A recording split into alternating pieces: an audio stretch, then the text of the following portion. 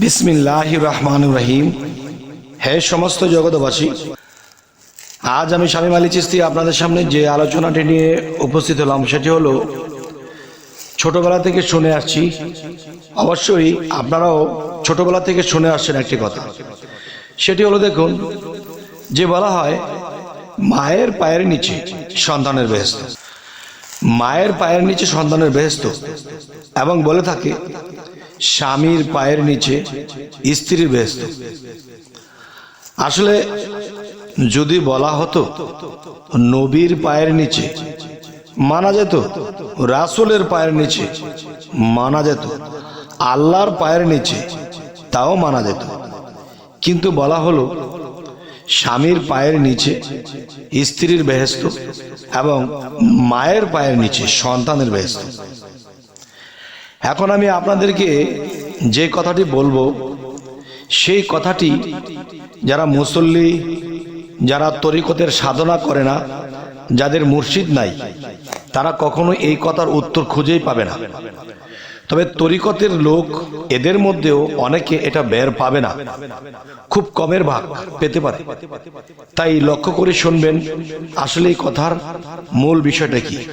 দেখুন, প্রথমত বলা হয়েছে মায়ের পায়ের নিচে সন্তানের বেহেশত। এখন আমি বলবো যে একজন মা, সে যদি ব্যবসা হয়, সে যদি বিভিন্ন খারাপে লিপ্ত হয়, সে জীবনে অনেক পাপ করেছে, তার মাথা হইতে পাতা পর্যন্ত সে পাপে পাপিষ্ট, তিনি যদি মৃত্যুবরণ করে তখন এই পাপের দেহটা দোজখে চলে যাবে। তাহলে সেই পাপের দেহের মধ্যে যে পা আছে, সেই পায়ের নিচে, সেই পাপী মায়ের পায়ের নিচে সন্তানের বেহেশত কি করে থাকবে? তাহলে যে স্বয়ং নিজের সর্ব অঙ্গ নিয়ে তিনি পাপে জর্জরিত, তার পায়ের নিচে বেহেশত কিভাবে? এই কথাটি যদি কোনো শরীয়তের লোককে বলা হয়, বা তরিয়তের নরমাল যারা এখনো ভালো বুঝতে পারেনি তাদেরকে যদি বলা হয়, তারা কিন্তু এই কথার উত্তর দিতে পারবে না যে ঠিকই তো, যে সর্ব অঙ্গে নিজে পাপী, তার পায়ের নিচে সন্তানের বেহেশত কি করে হয়? গেল এই বিষয়। এবার আসবো যে স্বামীর পায়ের নিচে সন্তানের বেহেশত, এই কথাটিও কি করে মানতে পারি? স্বামী সন্ত্রাসী করে, স্বামী বিভিন্ন খারাপ দৃষ্টি করে, খারাপ কাজ করে, এবং মানুষের তা লুটপাট করে খায়, বিভিন্ন খারাপে তিনি লিপ্ত, মানুষকে মারতে দ্বিধাবোধ করে না, মানুষকে মৃত্যু হয়ে যায় তার হাতে, তিনি মানুষ খুন করতে পারে, তাহলে সেই মানুষটি তো সম্পূর্ণরূপে পাপী। আর সেই মানুষটি যদি কোনো স্ত্রীর স্বামী হয়ে থাকে, তাহলে সে তো মৃত্যুর পরে সে দোজখে চলে যাবে, জাহান্নামে চলে যাবে। তাহলে সেই দোজখবাসী এবং সেই জাহান্নামবাসী যে ব্যক্তি হয়ে গেছে, তার পায়ের নিচে স্ত্রীর বেহেশত কি করে হয়? হ্যাঁ সমস্ত জগৎবাসী, আজকের এই আলোচনাটি এই জন্যই করছি, মানুষ এই কথাটি বলে, হাদিসেও চলে, দেখা যায় এই জিনিসটি ভেঙে বুঝে নাই কেউ, যে আসলে বিষয়টা কি। মায়ের পায়ের নিচে বেহেশত, এটা তো আল্লাহর কাছে বেহেশত, আল্লাহ মানুষকে বেহেশত দেবে, মায়ের পায়ের নিচে কেন? এবং স্বামীর পায়ের নিচে স্ত্রীর বেহেশত কেন? বেহেশত তো আল্লাহর হাতে, আল্লাহ দেবে বেহেশত। তাহলে এই যে কথাটি, এই কথাটি যারা বলে, এটি কি কেউ বুঝেছে? আসলে মূলত কি বোঝা হলো? আচ্ছা, তাহলে এই হাদিস গ্রন্থগুলো কি সত্য? আচ্ছা, যদি সত্য বলে থাকে তারা, তাহলে আমি এটাকে মিথ্যা বানিয়ে দেব। আর তারা যদি লিখে যে না এটি মিথ্যা, তাহলে এটা কি আমি সত্য বানিয়ে দেব। আচ্ছা, ধরেন কারো কাছে একটা ছোরা আছে, সেই ছোরাটার এক পাশ দাঁড়, সে একদিক দিয়ে কাটে। আরেকজনের কাছে আরেকটা ছুরি আছে, সেটা দুই পাশ দাঁড়, দুই দিক দিয়ে কাটে। আর শামীম আলী চিশতির কাছে যে একটি ছোরা আছে, সেটি কামরাঙ্গা ছোরা বলা হয়, এটা চারো পাশ দিয়ে কাটে। তবে যাই হোক, কথাটি অন্যভাবে নেবেন না। আমি এজন্যই বলছি যে চারপাশের জ্ঞান মানুষের দরকার। যদি কেউ বলে থাকে হ্যাঁ সত্য, মায়ের পায়ের নিচে সন্তানের বেহেশত, আমি বলবো মিথ্যা। যদি কেউ বলে স্বামীর পায়ের নিচে স্ত্রীর বেহেশত, আমি বলবো মিথ্যা। আর যদি কেউ বলে যে না স্বামীর পায়ের নিচে স্ত্রীর বেহেশত না, আমি বলবো হ্যাঁ অবশ্যই বেহেশত। যদি কেউ বলে মায়ের পায়ের নিচে সন্তানের বেহেশত, আমি বলবো যদি আপনি বিপক্ষে যান আমি পক্ষে এসে যাব। কেউ যদি বলে মায়ের পায়ের নিচে বেহেশত নেই, আমি বলবো আছে। তাহলে আজকে আপনাদের কাছে এই কথাগুলো কেন নিয়ে এসেছি? যেন আপনারা আপনাদের ছুরির দুইটি পাশ দাঁড় হয়, এই দিক দিয়েও কাটবে সেই দিক দিয়েও কাটবে, পরে মানুষের মধ্যে জ্ঞানের ফাটাফাটি হবে, মানুষ সেই জ্ঞান নিয়ে অন্যকে জ্ঞান দিতে পারবে এবং নিজেও সঠিক পথে সঠিক জ্ঞান নিয়ে চলতে পারবে। এখন আমি যে কথাটি বলবো দেখেন, যে সেই বেহেশতটি কোথায়? পরকালে।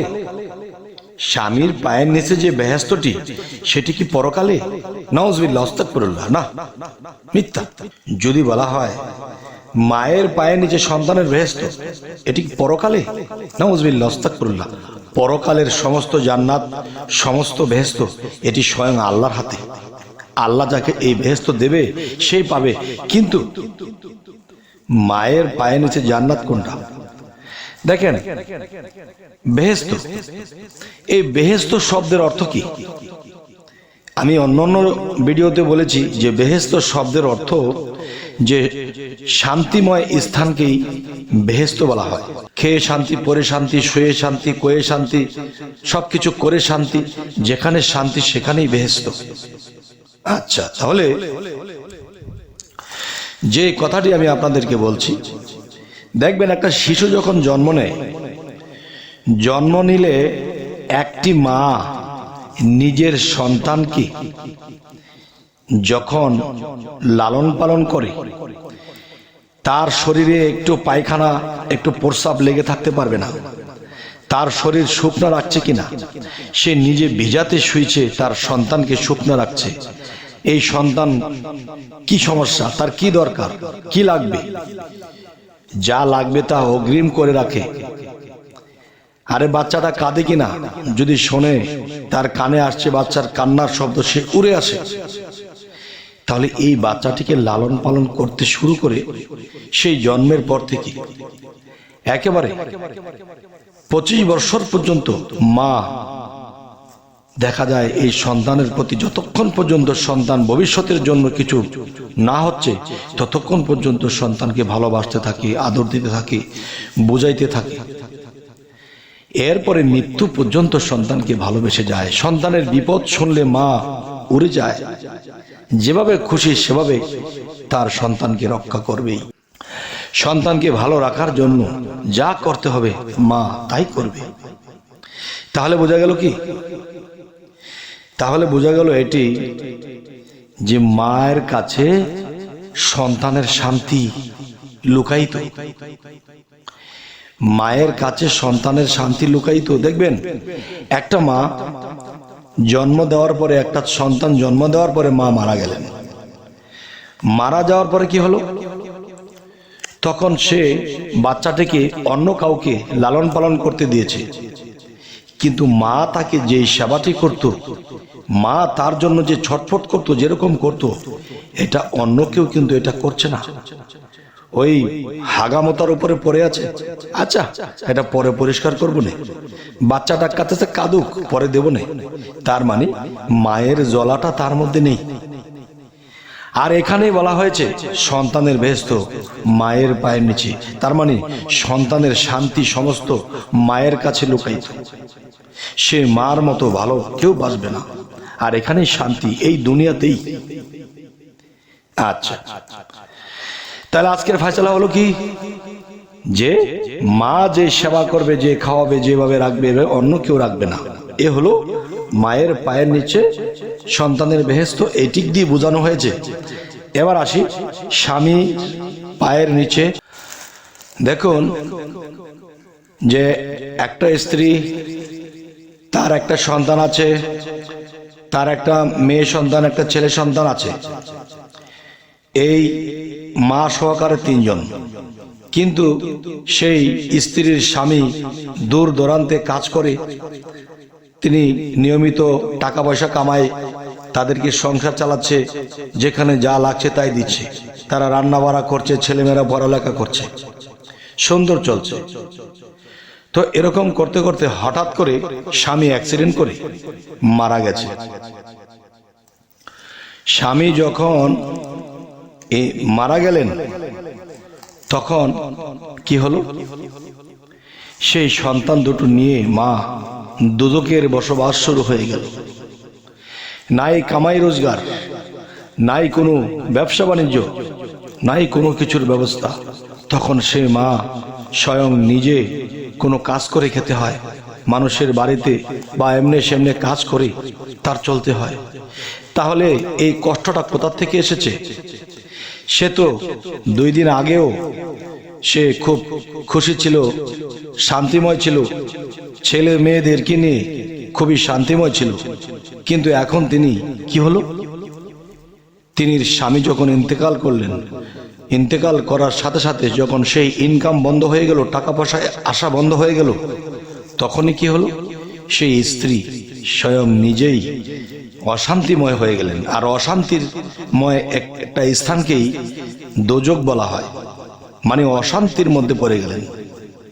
তাহলে অশান্তির আরেক নাম যদি দোজক হয়, তাহলে কি হয়েছে, সেই স্বামী এখন নেই, স্বামীর পা নেই, স্বামীর পায়ের নিচে আর স্ত্রীর বেহেশত নেই। তাহলে বোঝা গেল কি, একজন স্বামী সে দূরে দাঁড়ে যাই হোক, ব্যবসা বাণিজ্য, চাকরি বাকরি যাই কিছু করেছে, সংসারের অর্থনীতি দিয়ে সে চালিয়ে গিয়েছে। এখন কি হাল হলো, যেখানে দোজক সেখানে বেহেশত।